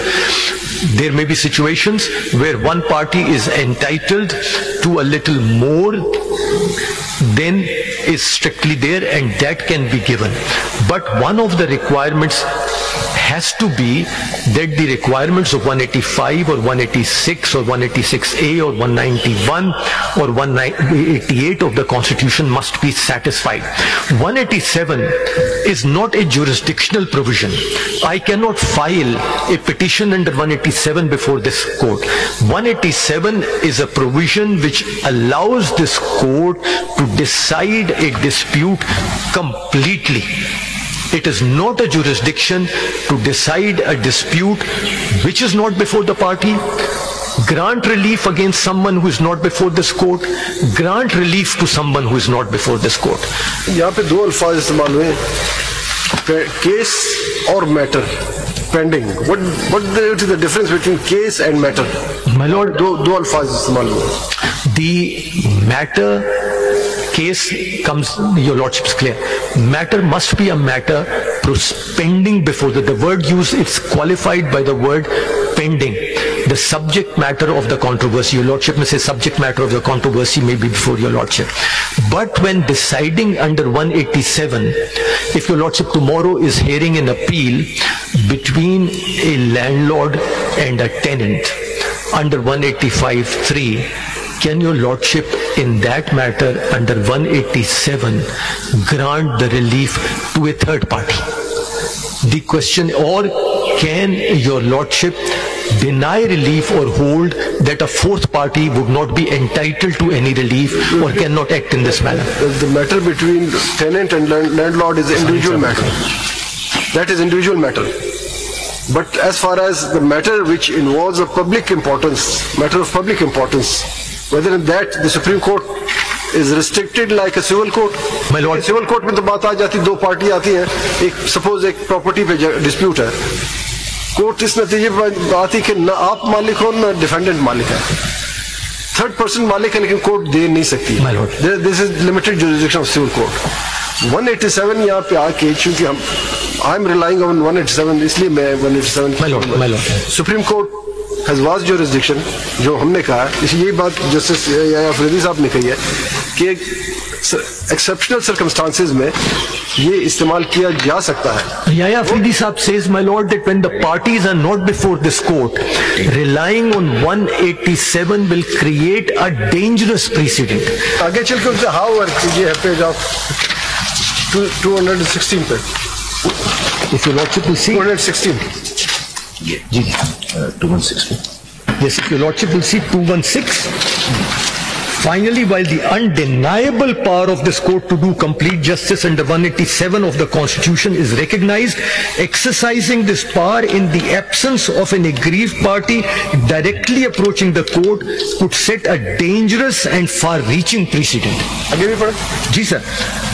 Such a course risks undermining the principles of due process and judicial restraint, potentially leading to an overreach of judicial authority.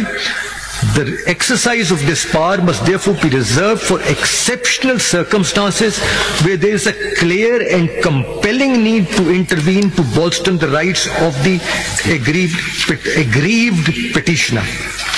My lord, and prevent a miscarriage of justice. If your lordship will see the last 3 lines of this paragraph, this court must therefore exercise caution to preserve the integrity of judicial proceedings and ensure that justice is administered within the boundaries set by the Constitution. There is no bar. लोगों की तरफ से बार नहीं है. उन्होंने कहा कि बड़े एहतियात से, बहुत ही तरीके से और बहुत ही तमाम मामलात को देखते हुए, जस्टिस करते हुए. My lord, since his lordship has not used the word bar, I will not use it. But may I say, he says it's a dangerous precedent with far-reaching and create a far-reaching precedent.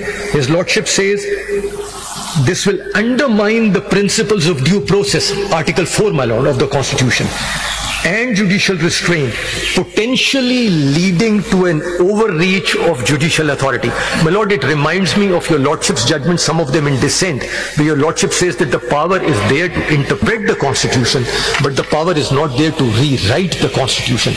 And I, for the purpose of rewriting, I specifically draw your lordship's attention to paragraph 8 and the timelines created therein, where your lordship also takes the view that this cannot be done. My lord, this case which has just been handed over discusses in detail some of the judgments of this honorable court. If your lordship may turn, PLD 2014, Supreme Court, page 1. If your lordship may see, page 41, opening line. This powers remain undefined so that the court can cater to any situation and could even mold relief. For instance, if an individual acquires property by defrauding people, the Supreme Court can restore the possession. However, this power should not be misconstrued to mean to pass any order which is against the letter of the law or against specific constitutional provisions. Paragraph 43, it is to be used sparingly with an element of judicial restraint. Paragraph 44, this court granted special additional pension where it found that the pensioner was being discriminated against and observed. It may be stated there that this court, in terms of clause 1 of article 187 of the Constitution, is competent to issue such directions, but given only in case of parties before it, necessary for doing complete justice in any case. If your lordship may turn to the next page, page 42. While granting a relief, the court can dispose with the technicalities and may mold the relief according to the requirement if the dictates of justice so demand. In this behalf, reference may be made to the case of Zulfiqar Ali Babu. And paragraph 46, in Meher Zulfiqar Ali Babu, this court observed that for passing an order under Article 187 of the Constitution, no independent proceeding before this court is required, and once the court is seized of a list competently, it can pass orders. ये तो ऐसा, इससे हम वो एक point clear हो सकता है कि there are the two parties are before the court, एक पॉइंट बन रहा है, एक रिलीफ बन रहा है, लेकिन वो पर्टिकुलरली किसी ने उसको उसके ऊपर नजर नहीं पड़ी या वो मांगा नहीं है, लेकिन वो चीज बन रही है and both the parties are before the court. तो यहाँ तो एक बिल्कुल इंडिपेंडेंट स्टैंड लेकर उन्होंने एक और पार्टी को जो which was not before the court, before the Peshawar High Court, and they were like an intervener before this court just to assist the court. उन्होंने relief ही नहीं मांगा है। That is the submission, Your Ladyship. In terms of Article 225, may I draw the attention of Your Lordships and Your Ladyship to the case of Election Commission of Pakistan versus Javed Hashmi, PLD 1989, Supreme Court 396, and the relevant portions are at pages 416 and 418 and 422 of the judgment.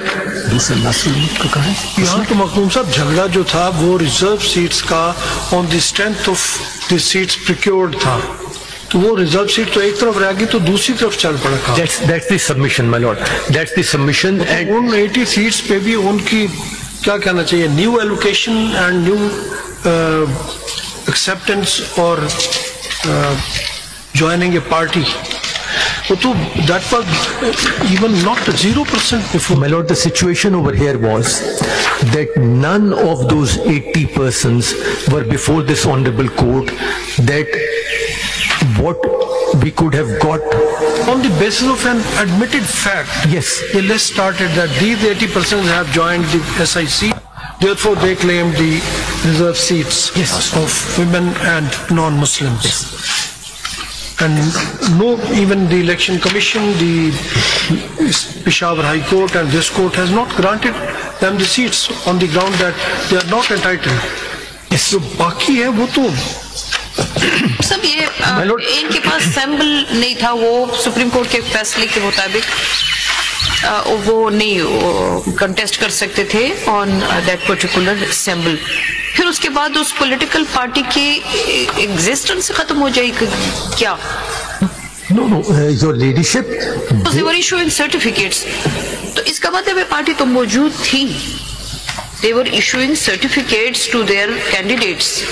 लेकिन उनके पास sample नहीं था, तो इसकी क्या legal position होगी? Your ladyship, they then contested the elections as independent candidates, and the facts are that after the election they joined. Some of them wrote PTI as their political party. That is, my lord, Mr. Justice Mandu Khel's judgment, where his lordship draws a line of distinction. As far as the majority judgment, which is the judgment under review before your lordship, all 80 candidates were allowed to join PTI after the time limits.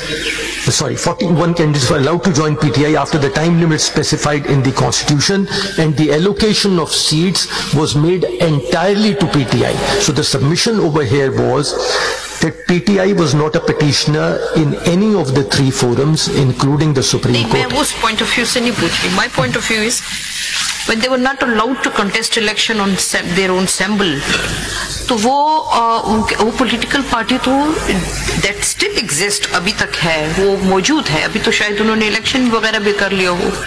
उस वक्त वो political party थी कि नहीं, खत्म हो गई थी? Your ladyship, symbol का एक political party में क्या position होती है? Your ladyship, the political party existed, but it had not been granted a symbol in view of the judgment of this honorable court in the symbols case to which your ladyship was a party. symbol के ऊपर election contest नहीं कर सकते थे सिर्फ, but ये hurdle उनके रास्ते में आ रहा था जी. And they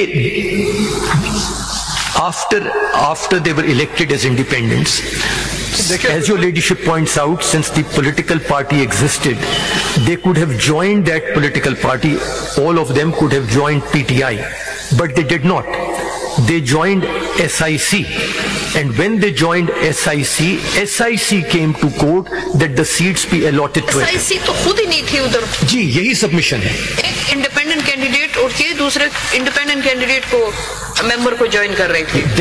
That is the submission, that they could have joined PTI but they did not. They could have come to the court but they did not. PTI could have come to the court but it did not.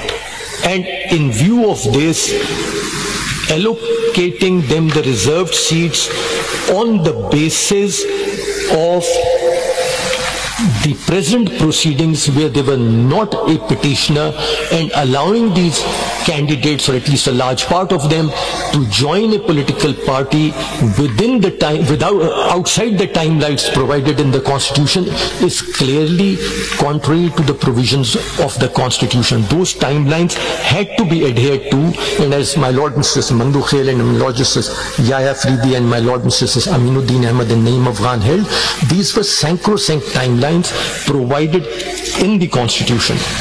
Mukhtar साहब, जहाँ तक ये symbols की बात है, in my judgment paragraph 15 and 16 मैंने उसको deal किया कि ये symbol is only to recognise the candidate. वो किसी सूरत किसी पार्टी को डिप्राइव नहीं करता अगर किसी को सिंबल ना मिले.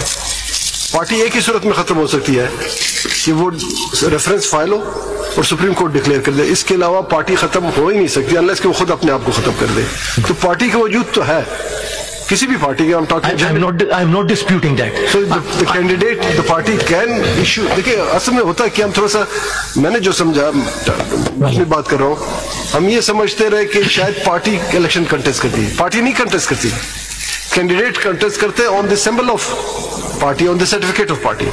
अब अगर पार्टी का सिंबल ना हो तो वो सिंपली सर्टिफिकेट जारी कर सकता है टू असिस्ट दैट कैंडिडेट, और वो उस पार्टी का कैंडिडेट तस्वुर होता है. तो symbol basically for the facilitation of the general public होता है. It is not to disenfranchise the party. My lord, मैंने 15 और 16 में जी सर आपने भी किया है. इस हवाले से अगर आप देखें पीटीआई की अब भी कोई 4, 5, 6 कैंडिडेट जो डायरेक्टली पीटीआई के कैंडिडेट थे, उन्होंने उस हैसियत से कंटेस्ट किए. They did not join the SIC, और पहले से उन्होंने रिजर्व सीट के लिए अप्लाई भी किया. नॉमिनेशन पेपर्स भी आई है. जो खातून ने एप्लीकेशन की कि मुझे इजाजत दी जाए कि मैं SIC, वो उनके if I am not wrong, उन्होंने ये पहले नॉमिनेशन पेपर पीटीआई की तरफ से जमा किए थे ऑन रिजर्व सीट. फिर वो रिक्वेस्ट करी थी कि मुझे स्विच ओवर किया जाए कि मैं SIC की तरफ से हूँ. तो सवाल ये है कि पार्टी तो बैन नहीं थी, पार्टी ने इलेक्शन कंटेस्ट किया. 5-6 कैंडिडेट पहले से उस पार्टी टिकट पे आए, बाकी 80 वहां चले गए. तो ये तो खैर ये खुद अपने आप से पूछे कि वहां जाने की बजाय इधर क्यों ज्वाइन नहीं किया. सपोज अगर वो सारे मान लें कि इंडिपेंडेंट थे, they could have easily joined this party, तो ये मसला ही ना होता. और दूसरी बात ये कि वो जो साहब थे, जो पार्टी सिख के सरबराह थे, वो समझ में नहीं आई कि वो इंडिपेंडेंट क्यों खड़े हुए. अगर वो एक अकेले भी अपनी पार्टी से खड़े होते, जीत जाते, तो आज मसला ना. Your Lordship identifies Your Lordship identifies that on page 229 in paragraph 18 of Your Lordship's minority view. Your Lordship has identified that. My Lord, the point... एक क्वेश्चन जो my learned brother, कि वो जो PTI के डायरेक्ट कैंडिडेट्स हैं, मसलन गौर साहब थे या बाकी, उन्होंने क्लेम की है कोई सीट वहाँ इलेक्शन कमीशन में इन सीट्स में से? Not that I know of, my Lord. Not that I know of. इसमें क्लेम तो नहीं करना होता ना. अगर एक पार्टी अपने रिजर्व सीट की लिस्ट बमाए नॉमिनेशन पेपर सबमिट कर दे, मेरा व्यू ये था कि this is the automatic job of the returning officer and presiding officer कि वो बगैर किसी से पूछे देखे किसके कितने सीट्स बन रहे, कितने कैंडिडेट कामयाब हुए, उनकी लिस्ट बनाए, उस लिस्ट के मुताबिक तकसीम कर दे. That's all. My Lord, yes, but my Lord, Your Lordship and my Lord Mrs. Naeem Afghan note that in your judgment, in your opinion as well, that there are a number of these candidates who had contested as independents and had never joined SIC, which included, according to Your Lordship's opinion, Mr. Gohar Khan, who was the head of the party. Now, in terms of symbols, my lord, your lordship's view and what caused the problem, and as your lordship said, that had the joint PTI, this issue may not have arisen, is noted in your lordship's opinion on paragraph 18 on page 229. My lord, the doctrine invoked for doing all this, besides Article 187 of the Constitution, was the doctrine referred to as the doctrine of constitutional fidelity. That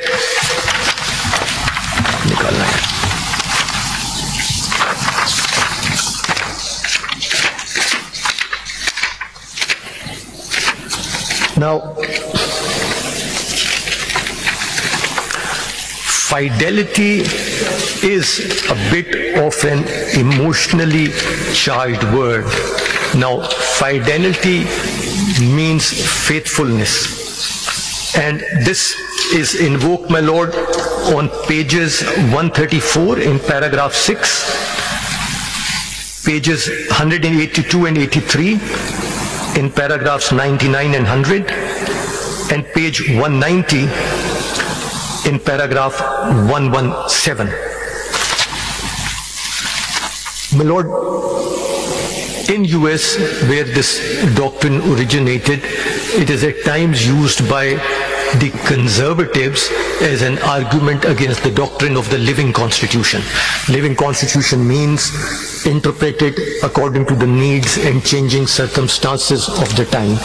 And some of those who take the view that the original intent should be followed take the view that there must be constitutional fidelity. Fidelity not to the personal philosophy of a particular judge or a group of judges, but fidelity to the text of the Constitution.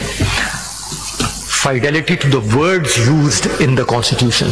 And our submission over here is that on the basis of this doctrine, one cannot go beyond the text of the Constitution, and the text of the Constitution is very, very clear in that regard. This honorable court itself, in a 7-member bench case, in that of Hamza Rashid, which is, my lord, volume 3, tab 12. Volume 3, tab 12. Made a distinction, and I will draw your lordships to that. This is a judgment reported as PLD 2024, Supreme Court 1028. This is tab 12 of volume number 3. My lord, 4 of the members of this bench, 3 of your lordships and her ladyship was a member of that bench as well. The learned senior member, Mr. Justice Jamal Khan Mandukhail, my lord, Mr. Justice Muhammad Ali Mazhar, my lord, her ladyship, Mrs. Musarrat Hilali. I'm not Mrs. Sorry, Miss my apologies, your ladyship, Miss Musarrat Hilali, Miss Justice Musarrat Hilali. All right. My apologies. Records durust kar le. Thank you. 1062, your ladyship. The interpretation, Roman paragraph 3. अरे मखदूम साहब, मेरे वालिद का नाम साथ में लिखा है तो इसलिए मैं बहुत माइंड करती हूँ. Next is my father's name, so इसलिए मैं not at all. No, your ladyship doesn't need to say sorry. It is I who should have been better informed, and I need to apologize. Page 1062, Roman paragraph 3. The interpretation of Article 62(1)(f) of the Constitution in imposing a lifetime disqualification upon a person through an implied declaration of a court of civil jurisdiction while adjudicating upon civil rights and obligations of the parties is beyond the scope of the said article and amounts to reading into the Constitution. Paragraph Roman 6, the view taken in Samiullah Baloch versus Abdul Karim Shirwani, treating the declaration made by a court of civil jurisdiction regarding breach of certain civil rights and obligations as a declaration mentioned in Article 62(1) of the 1F of the Constitution, and making such declaration to have a lifelong disqualifying effect, amounts to reading into the Constitution and is therefore overruled. If your ladyship and your lordships may also turn to page 1074. 1074, sideline G. It is, however, important to underline that there is a marked difference between progressive interpretation and amendment of the Constitution. By way of progressive interpretation, as observed in MQM, a particular provision, a term, or a word of the Constitution is interpreted dynamically and purposively with a view to achieve the constitutional intent. Courts cannot, under the disguise of progressive interpretation, amend the Constitution and read that into it which is not enshrined in any provision of the Constitution. Then the last 5 lines of this paragraph: any interpretation that does not have any textual mooring or is not entrenched in or flows from any constitutional provision passes for a constitutional amendment by unwarranted reading into the Constitution and is beyond the permissible scope of the judicial act of interpreting the Constitution. And if you may graciously turn the page to paragraph 12, page 1075. Any court, including this court, cannot by a judicial order confer jurisdiction on itself or any other court, tribunal, or authority. The power to confer jurisdiction is legislative in character. Only the legislature possesses it. No court can create or enlarge its own jurisdiction or any other court's jurisdiction, nor any court has any inherent or plenary jurisdiction because of the constitutional command in Article 175, paragraph 2 of the Constitution. The courts in Pakistan do not possess any inherent jurisdiction on the basis of some principles of common law, equity, or good conscience, and only have that jurisdiction which is conferred on them by the Constitution, by or under any law. This is a concurring opinion. Paragraph 3 of our dissenting notes में भी आ जाए, page 226 पे, paragraph 13. यहाँ पे भी इन्होंने request की थी, केस लॉ रेफर किया था जी सर, तो रिक्वेस्ट प्रोग्रेसिव और पर्पसिव इंटरप्रिटेशन के लिए. The Lordship takes the view in the last 4 lines, the words referred in the circumstances is of no assistance. Mike Lelizan? Sorry. The word referred, the referred judgment in the circumstances is of no assistance. ऊपर से paragraph 13 से पढ़िए. All right, Madam, I can. As far as the judgment relied upon by the learned counsel for the appellant, PLD 2024, Supreme Court 698, with regard to purposive and progressive interpretation of the Constitution is concerned, relevant provision thereof is reproduced as under, in absence of express words or enactment preventing the council from inquiring into the matter upon resignation or retirement of a judge, jurisdiction of the council cannot be abolished, ousted, or terminated. Since there is no express provision in the Constitution, nor is there any enactment preventing the council from continuing its proceedings of inquiry in a situation where a judge is retired or resigns before conclusion of the inquiry, it is the constitutional obligation of the council to conclude the inquiry initiated against a judge and form an opinion regarding his conduct.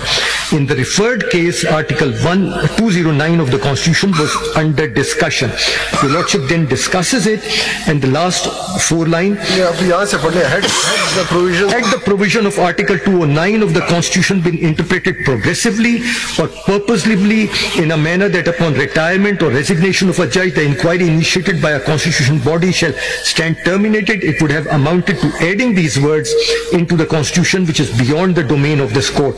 The referred judgment in the circumstances is of no assistance to the appellant. Rather, it strengthens the view that the Constitution has to be interpreted rigidly and to be implemented in its letter and spirit. As has been discussed above, that the appellant does not qualify for reserved seats, therefore we cannot mold the Constitution in a manner to facilitate SIC. The appeals to such extent fail. My Lord, I may point out. Next, kal ke liye. My Lord, I have concluded my submissions. If your Lordship will allow me to state one sentence, which is that I have only read this judgment, which I read before my Lord Mr. Mandukhel's judgment, PLD 2024, Supreme Court 1028.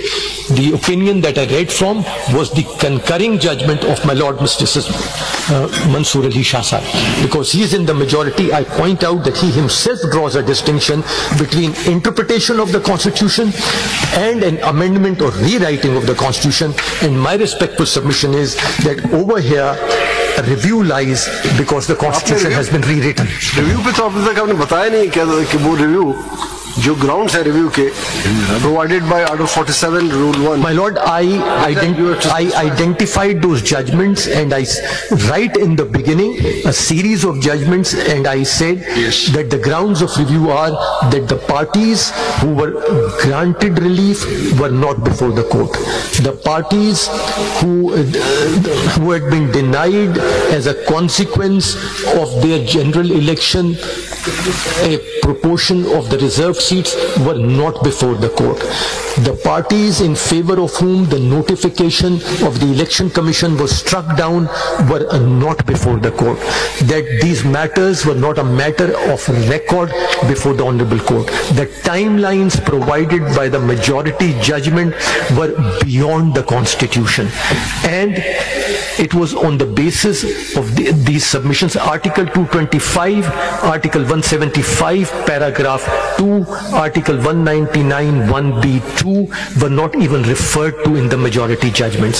So, passing a judgment which moves away from any of these constitutional provisions and allocates these writs on the basis of a doctrine of constitutional fidelity, which doesn't have moorings either in the Constitution or the jurisprudence of this Honorable Court, was not warranted. Likewise, Article 187 did not give this Honorable Court any jurisdiction in the matter. It allowed this Honorable Court to dispose of a lis in which jurisdiction was validly invoked by molding relief. Those are the grounds of review. Suppose आपकी review अगर allow होती है, suppose, तो what would be the consequences? क्या होंगे? कौन से prevail करेगी judgment? My Lord, if the review, बाकी judgments और भी हैं. No, my Lord, yes, may I say, if the review can be allowed in a number of manners. If the review is completely allowed, then it is the majority judgment which is overturned, which is reversed. So far as the minority views are concerned, there is no review petition against a minority view because the review petition is against the majority judgment of the court.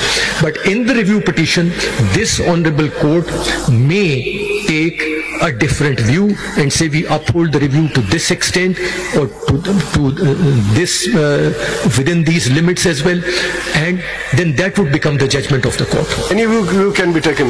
Even I can change my view. My Lord, this is what has been. I do not refer to Chirag Cement because a serious objection was taken, but it is said, yes, your Lordship can change your views. It is there in the judgment of my Lord Mr. Mansoor Ali Shah in the Chirag Cement case. Pathan की एक ही ज़बान होती है. Yes, but the views can change. You have completed your. My Lord, that's my submission. इनके बाद कौन करेगा? Mr. Makhdoom Ali Khan, counsel for the review petitioners, has completed her arguments on behalf of the SIC respondent. SIC? No other respondents, no other petitioners would argue? नहीं वो इन्होंने करना तो. My Lord, on behalf of the Election Commission, I have submitted written formulations with detailed arguments, and those may be taken as my submissions, my Lord. And my written submissions are also there, my Lord, in CMA number 3104, my Lord. Taken on record, my Lord. ठीक है. Lordship, on behalf of... Please note कर लें so that there is no right of rebuttal because they have all given up their right. Lordship, arguments of Makhdoom Ali Khan. Lordship, on behalf of petitioner Pakistan People's Party, I will submit the written argument synopsis by tomorrow. Written argument उनको पहले दे देना, फिर वो जवाब भी तो देना है ना उन्होंने, आपको मिल गए सारे रिटन सबमिशन? वो हमें कुछ नहीं मिला है। आपको लेना होता है, आपको वहाँ से लेना होता है। जी सर, आपको वहाँ से लेना होता है। नहीं सर, सबमिट करेंगे तो लेंगे ना। चले आप अपने तो ECB ने कर दिया है ना। I'll start tomorrow. I'll start tomorrow and once they give it, क्योंकि ये एक दिन में तो वैसे ही नहीं खत्म होगा, इसलिए I'll start tomorrow. आप आज ले लें जो भी लेना है। जी, ऑफिस से जो Yes, this will not be. आपसे सिर्फ कह रहे हैं कि आप ऑफिस जी, इनकी ड्यूटी है जी, ये हमें दे दें।